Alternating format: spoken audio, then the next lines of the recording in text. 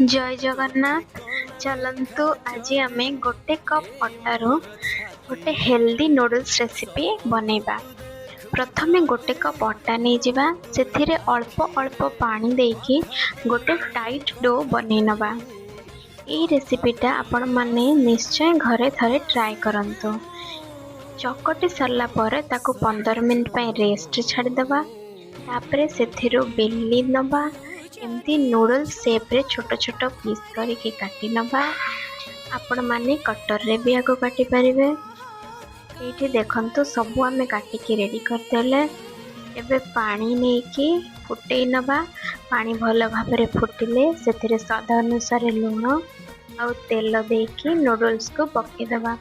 अटा चकटिला बेले आमे लूण ऐड करनांती तो एठी आमे लूण ऐड करबा।